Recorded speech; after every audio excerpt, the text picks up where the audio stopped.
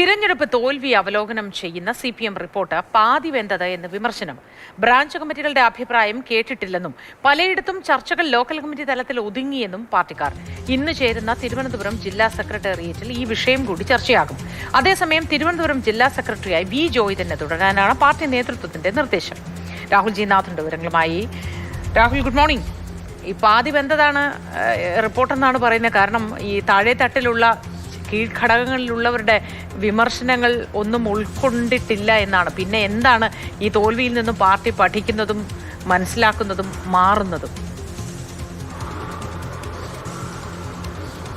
Party നിലവിൽ വല്ലാത്തൊരു ഘട്ടത്തിലൂടെയാണ് കടന്നു പോകുന്നത്. അതുകൊണ്ട് തന്നെ വേവിച്ച അരി ഇത് പൂർണ്ണമായി വെന്തു കഴിക്കാൻ കഴിയും എന്ന ആളുകളെ ബോധ്യപ്പെടുത്തുക, മിനിമം അല്ലെങ്കിൽ ഏറ്റവും കുറഞ്ഞത് പാർട്ടിക്കാരെങ്കിലും ബോധ്യപ്പെടുത്തുക, പാർട്ടി അണികളെ ബോധ്യപ്പെടുത്തുക എന്നുള്ള ഉത്തരവാദിത്തമാണ് പാർട്ടിക്കുള്ളത്. അപ്പോഴാണ് ആദ്യഘട്ടത്തിൽ ഇത്തരത്തിൽ എല്ലാ ഘടകങ്ങളിൽ നിന്നും ഞങ്ങൾ അഭിപ്രായം തേടുകയാണ്, തിരുത്താൻ തയ്യാറാവുകയാണെന്ന ഘട്ടത്തിൽ തിരഞ്ഞെടുപ്പിന് തൊട്ടു പിന്നാലെ പാർട്ടി സെക്രട്ടറി നടത്തിയ വാർത്താ സമ്മേളനത്തിൽ പറഞ്ഞത്.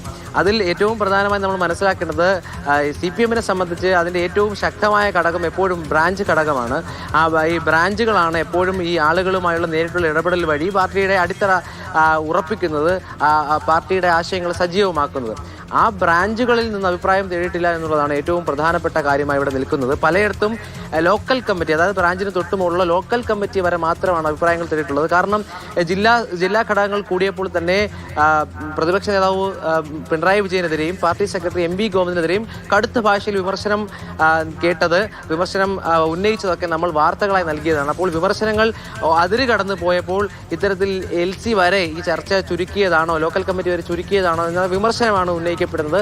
അപ്പോൾ ബ്രാഞ്ച് എന്തായാലും ഇത്തരത്തിൽ ഈ വലിയ വോട്ട് ശോഷണം ഉണ്ടാകുന്നു, പാർട്ടിയുടെ അടിത്തറ ഇല്ലാതാകുമ്പോൾ ബ്രാഞ്ച് കമ്മിറ്റികൾ അല്ലെങ്കിൽ ഈ ബ്രാഞ്ചുകളിൽ ഈ പറയുന്നത് പോലെയുള്ള വലിയ തരത്തിലുള്ള ഒരു ശോഷണം ഉണ്ടാകുന്നുണ്ട്. അത് ശക്തമാക്കാനുള്ള നടപടി എടുക്കേണ്ട ഘട്ടത്തിലാണ് ബ്രാഞ്ചുകളെ കേൾക്കാതെ പാർട്ടി മുന്നോട്ട് പോകുന്നത്, ഒരു റിപ്പോർട്ട് തയ്യാറാക്കുന്നത് എന്നുള്ളതാണ് ഏറ്റവും പ്രധാനപ്പെട്ട പ്രശ്നമായി ഉന്നയിക്കുന്നത്. അതോടൊപ്പം തന്നെ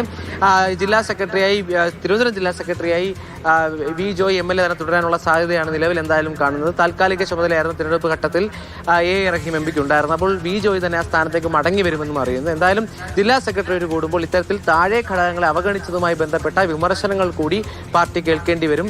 അപ്പോൾ ഈ റിവ്യൂ റിപ്പോർട്ട് പൂർണ്ണമാണോ അല്ലയോ എന്നുള്ള ചോദ്യം കൂടി പാർട്ടിയുടെ മുമ്പിലേക്ക് വരികയാണ്.